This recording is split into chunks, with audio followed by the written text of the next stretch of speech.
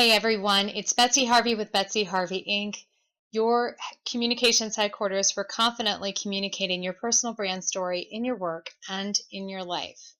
Okay, so now we are on spring cleaning tip number 3, overcoming fear. Now, today I am sitting on my couch with you having a little bit more of an intimate and personal conversation than a studio setup for a very important reason. I felt like it was only appropriate that we address this topic in a way that was meaningful and also in a way where actually I'm doing what I suggest that you do. So today I am going to give you tips for overcoming a fear, and I am going to actually tell you my biggest fear and put it in front of you. So when I started this business, I had a very divine experience where I felt called to work with people and help them tell their story more effectively. It was a really cool intersection of my marketing and corporate communications background and a very short stint in youth ministry that really led me to start this business. Because what I realized is that people really need to get clear on what God has called them to do. And I have been absolutely terrified of integrating my faith life into my business. That's my fear. So tip number 1 is stating your fear out loud, writing it down and letting it stare at you in the face. And so for the last 10 months, I've been going back and forth about whether or not I should integrate my faith life into my business. I have avoided saying God. I've avoided saying things like, hey, what's the Holy Spirit telling you? And that's been really uncomfortable for me. So ironically, in a branding business, for me to make the choice to actually eliminate integrating my faith life has probably thwarted some of my ability to be truly authentic and 100% who I am with you all. My challenge and tip number 2 was overcoming all of these excuses and assumptions that I was putting in my head. And I'm going to cheat and look at my list while I'm talking to you. I said that I was afraid of saying God and that people will reject my business and me, that I will be leaving people out who are uncomfortable with faith, who may not be in a place where that kind of conversation is comfortable. They may not be ready. They may have transitioned out of something that didn't leave them sitting well, faithfully, that I will appear righteous or blessed. Okay, this is my number 1 fear.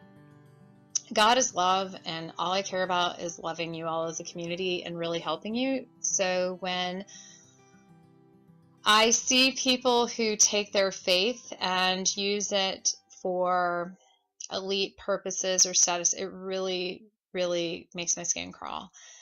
All I would be hoping to do is make it the engine of my business. Another fear I put was integrating it out loud corners my business and makes it narrow. In other words, if I made it a truly Christian business, then I might be eliminating the ability for me to work with my Jewish brothers and sisters and my other friends who may not have formalized religious beliefs. So that was a tricky one as well. And then becoming totally vulnerable and being vulnerable to really negative judgment. There's a lot of criticism that goes on out there. So those were the big fears that I listed. And so that's step 2. And then the idea is that you go back through each one of them and say, well, what are the assumptions that I'm making about these? The third step is, how would I feel? What would my life look like if I actually did overcome this fear? And this is what I listed, and it's way better than the fear itself. And just so you know, there's a great book called Feel the Fear and Do It Anyway. It's right here on this page. Click through Amazon and buy it through me. I promise you, you will not regret it. It is an awesome book. I read it a decade ago. Game changer. But what I did say in my third step was that it would become the engine behind my business. That integrating my faith life would be really helpful because you would get a full version of me, the full Betsy Harvey brand, the full expression of myself, that it's actually what God has called me to do. And that is what I feel I must honor.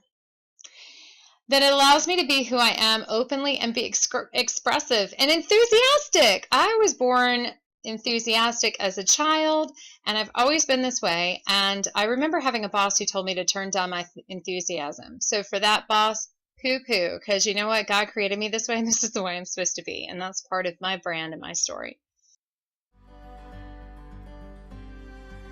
You all are why I do this. I really believe that God created each of us so beautifully and uniquely for a divine purpose, and that purpose is supposed to be put into practice because this is not a dress rehearsal. So I would like to be able to freely say God or say Spirit, and you can call it whatever you want, but I think for me to be authentic, I have to say those words. And it's not going to all of a sudden change how this business is run. It just means that I feel more free to be who I am and show you who I am 100%. And to get over this fear, this idea that if I'm actually 100% in sync with my faith in my business, that people are going to run and flee for the mountains. But what I do hope is that it's going to attract more people who think like I do, and we can work together and help you create a life that is so fully satisfying because you're in right relationship with God, your right relationship with your divine purpose, the way you were created, the talents you were given, the skills that you've acquired and were born with, the passions that you have, and getting you in the right environment so that you are living out the best version of yourself.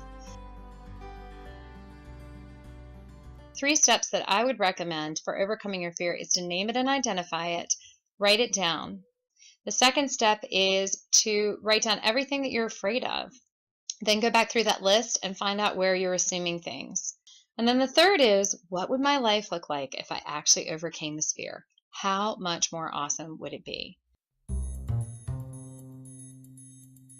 The fear that you're trying to overcome is going to feel a lot worse fearing it than it is to actually do it. And I can say that with so much peace right now because I feel so awesome. Thank you so much for letting me share this with you, and I am totally excited about what this will mean for my business and working with each of you going forward.